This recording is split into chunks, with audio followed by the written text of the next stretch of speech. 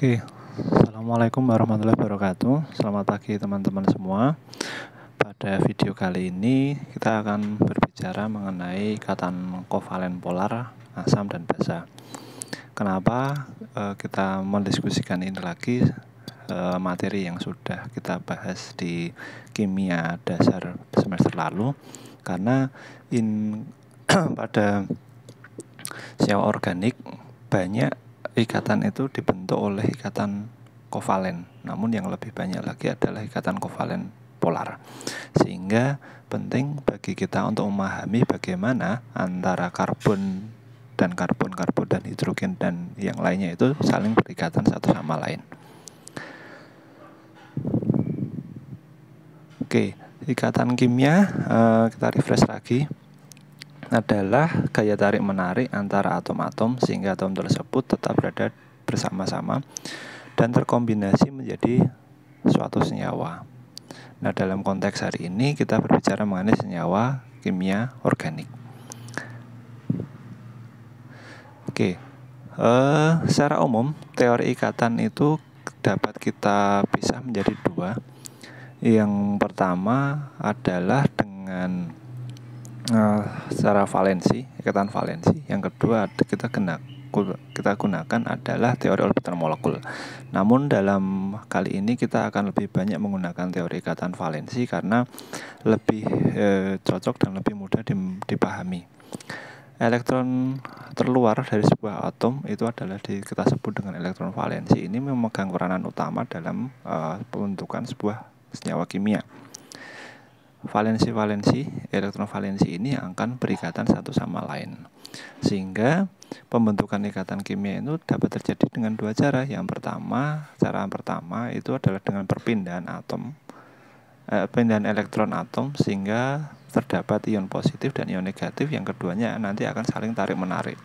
Nah, teori perpindahan elektron ini disebut dengan teori ikatan ion. Yang kedua adalah pemakaian bersama pasangan elektron antara atom yang berikatan. Jenis-jenis ikatan yang pemakaian bersama elektron antara atom ini disebut dengan ikatan kovalen. Nah, ikatan kovalen ini akan banyak kita bahas nantinya di pertemuan hari ini.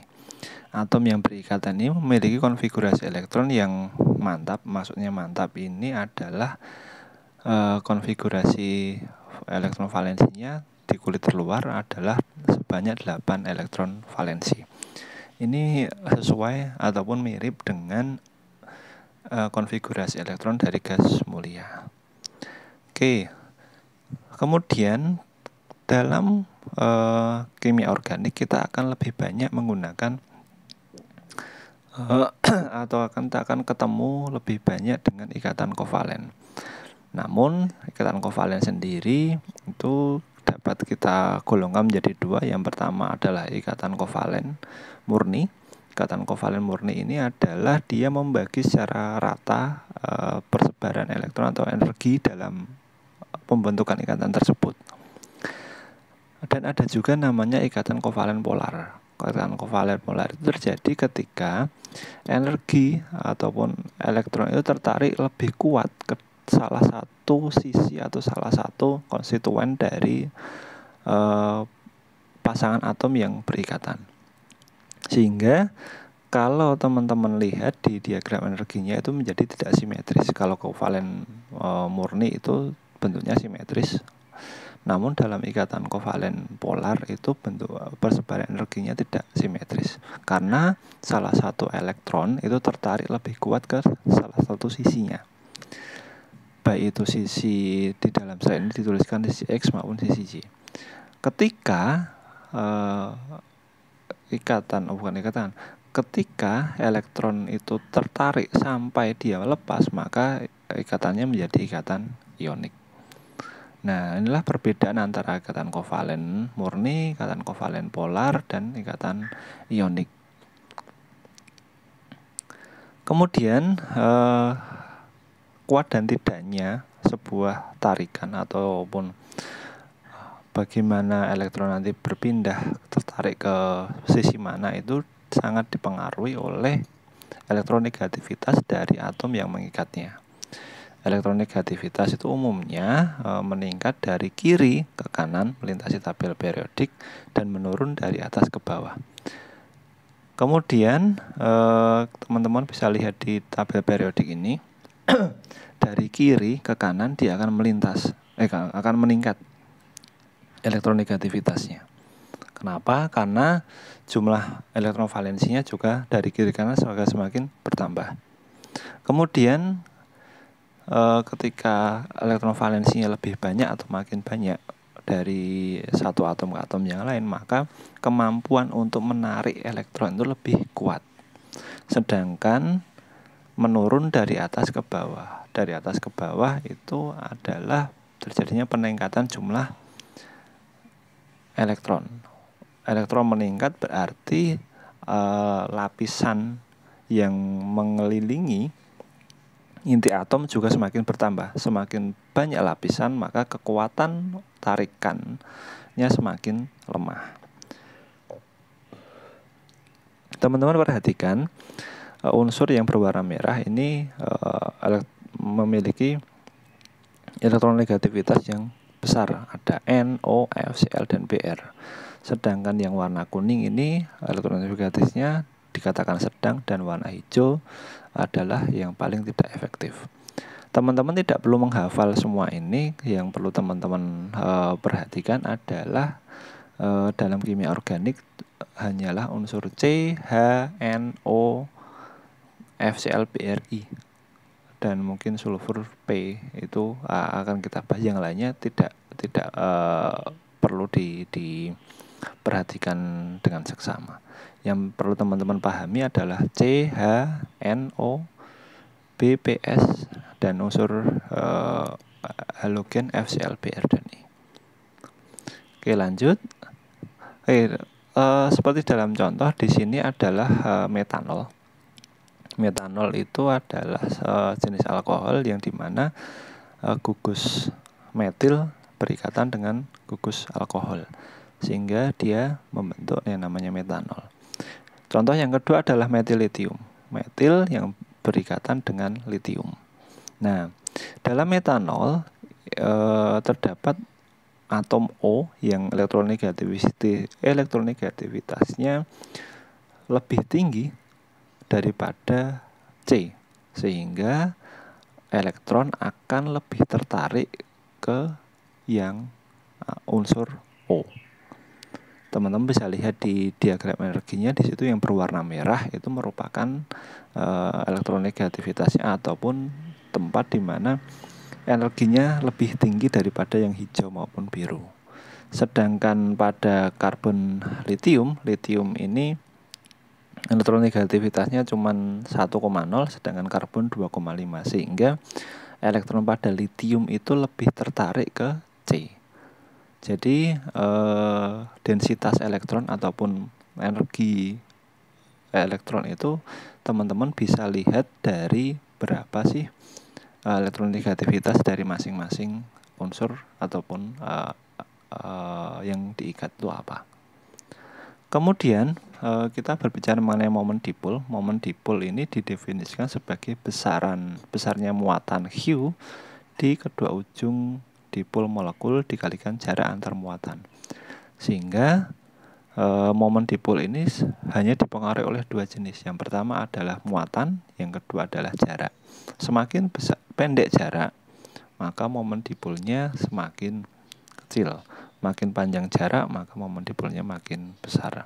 Satuan dari momen dipol adalah dBi, atau kita bisa konversikan menjadi kolom meter dengan mengalihkan 3,33 kali 10⁻³ 3. Oke, teman-teman coba perhatikan di slide ini, momen dipol yang besar itu dalam slide ini ada pada senyawa NaCl. Kemudian senyawa CO2, CH4, CH3, dan bensinnya itu enggak ada momen dipolnya. Oke, teman-teman masih ingat di semester lalu NaCl itu ikatannya adalah ikatan ionik, sehingga ikatan ionik itu adalah terjadi serah terima bukan setelah terima, terjadi perpindahan elektron dari satu atom ke atom yang lain. Ketika dia terjadi perpindahan elektron, maka ikatannya hanyalah mengandalkan kekuatan elektrostatik positif dan negatif. Ikatan ionik itu jarak antar atomnya relatif lebih panjang daripada jarak ikatan kovalen, sehingga NaCl ini momen dipolnya sangat besar, 9,0, dibandingkan dengan senyawa-senyawa lain merupakan senyawa kovalen yang relatif lebih kecil daripada momen dipol ikatan ionik. Kemudian teman-teman perhatikan CO2, CH4, CH3, dan benzena ini momen dipolnya 0. Nah, kenapa bisa 0? Perhatikan CO2 itu struktur CO2. Struktur CO2 ini dia simetris, CH4 juga simetris, CH3 simetris, dan benzinnya juga simetris. Sehingga momen dipolnya bisa menjadi 0. Tidak ada elektron yang lebih tertarik ke salah satu atom. Seperti itu. Coba perhatikan di penjelasan di slide berikut ini. Air, metanol, dan amonia ini masing-masing momen dipolnya 185, 1,70, dan 1,74. Pada air, elektron lebih tertarik ke unsur O, sedangkan metanol juga lebih tertarik pada unsur O, dan pada amonia lebih tertarik ke unsur N. Namun pada karbon dioksida, metana, etana, dan benzena ini terjadi persebaran energi yang merata antar atom, baik di karbon dioksida, metana, etana, dan benzena, semua elektronnya tersebar secara merata sehingga momen dipolnya menjadi tidak ada atau 0. Seperti itu. Jadi senyawa dengan momen dipol 0 ini adalah senyawa-senyawa yang dia merupakan senyawa yang simetris. Oke. Kemudian kita membicarakan mengenai muatan formal. Apa sih muatan formal itu? Muatan formal adalah muatan yang kita dapat gunakan untuk menentukan muatan dari sebuah senyawa. Ada muatan formal positif, ada muatan formal negatif. Nah, muatan formal ini fungsinya untuk apa toh? Kalau teman-teman ingat dulu di semester 1 teman-teman belajar mengenai muatan dari ion oksigen, nitrogen, kemudian hidrogen. Itu kalau oksigen -2, kemudian nitrogen -3, hidrogen +1. Nah, seperti itu juga berlaku untuk senyawa. Jadi senyawa itu bisa bersifat sebagai ion, baik kation maupun anion, baik bermuatan positif maupun negatif. Caranya bagaimana untuk mengetahui itu? Ya kita gunakan perhitungan mengenai muatan formal ini. Oke, di sini dicontohkan adalah dimetil sulfoksida. Dimetil sulfoksida ini dia pada unsur S dia muatannya positif, sedangkan dalam unsur O dia muatannya adalah negatif.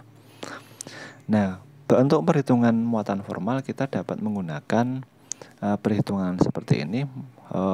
Jumlah valensi pada sebuah atom dikurangi dengan jumlah valensi yang berikatan dengan atom, atau ketika dia memiliki non-bonding elektron, perhitungannya adalah jumlah valensi dalam sebuah atom dikurangi jumlah jumlah elektron yang digunakan untuk berikatan dikurangi dengan jumlah non-bonding elektronnya.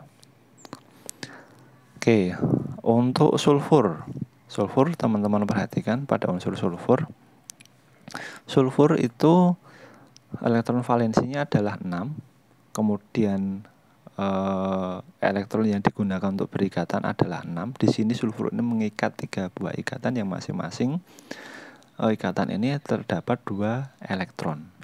Kemudian non bonding elektron dari sulfur ada 2 buah.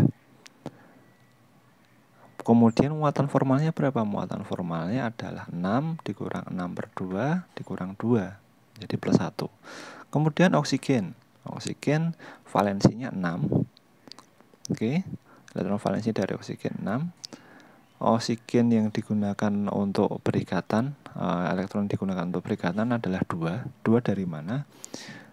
Ini teman-teman lihat bahwa oksigen ini mengikat satu ikatan dengan S, sehingga dalam satu garis terdapat 2 buah elektron. Kemudian yang elektron non bonding elektron di oksigennya adalah di sini terlihat 6, sehingga muatan formalnya adalah 6 dikurangi 2 per 2 dikurangi 6 sama dengan minus 1. Nah, kemudian kalau seperti ini bagaimana? Kita dapat menggunakan perhitungan ini untuk semua unsur ataupun dalam sebuah senyawa. Contohnya di sini dari struktur C radikal, C plus, C minus, N plus, N minus, O plus, O minus, S plus, S minus, dan P. Ini sudah ada tabelnya dan sudah ada bagaimana si ikatan-ikatan itu nantinya akan terbentuk bila muatan dari masing-masing unsur penyusunnya adalah seperti berikut ini. Oke, nanti teman-teman berlatih menentukan muatan formal. Dan sekian pertemuan hari ini. Assalamualaikum warahmatullahi wabarakatuh.